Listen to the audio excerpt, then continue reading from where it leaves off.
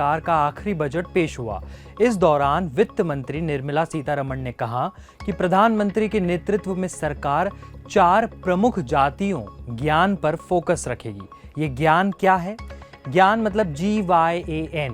जी माने गरीब, Y यानी युवा, A यानी अन्नदाता मतलब हमारे किसान, और N मतलब नारी शक्ति यानी महिलाएं। हमने इसके पार्ट 1 और पार्ट 2 में गरीबी और युवाओं की बात की है, जिसका लिंक डिस्क्रिप्शन बॉक्स में दिया गया है, आप देख सकते हैं। इस वीडियो में हम बात करेंगे किसानों की, हिसाब किताब करेंगे कि मोदी सरकार किसानों के मोर्चे पर कहां खड़ी है। चलिए हिसाब किताब करते हैं। एक अकेला हिंदुस्तान को बचाने वाला चुनाव है।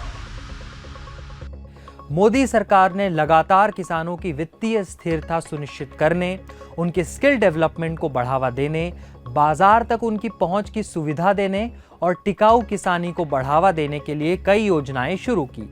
इनमें एक योजना खास है जो 2016 में शुरू की गई, प्रधानमंत्री फसल बीमा योजना।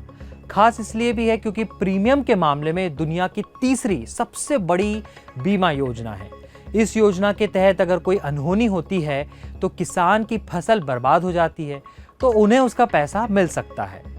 पिछले 8 सालों में 56 करोड़ 80 लाख किसानों ने बीमा कवर के तहत क्लेम किया।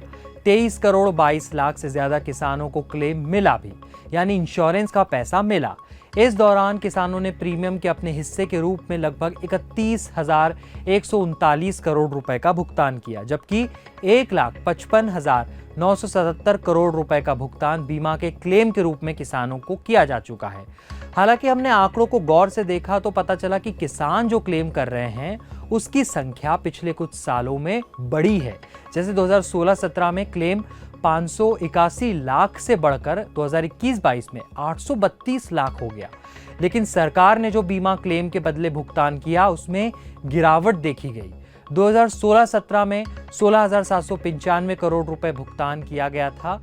ये 2018-19 में बढ़कर 28,651 करोड़ हुआ। लेकिन 2021-22 में ये क्लेम केवल 14,716 करोड़ था। प्रधानमंत्री किसान सम्मान निधि PM किसान और महात्मा गांधी राष्ट्रीय ग्रामीण रोजगार गारंटी योजना यानी मनरेगा के मामले में भी ऐसा ही ट्रेंड देखा गया है, जबकि दी गई नौकरियों की संख्या में केवल 38% की ही तेजी आई है। आपको लग रहा होगा कि केवल 3% का ही तो अंतर है, लेकिन जब पूरी आबादी के संबंध में आप इसे देखेंगे तो यह आंकड़ा बड़ा दिखेगा। देश और दुनिया की बाकी खबरों के लिए देखते रहिए क्विंट हिंदी।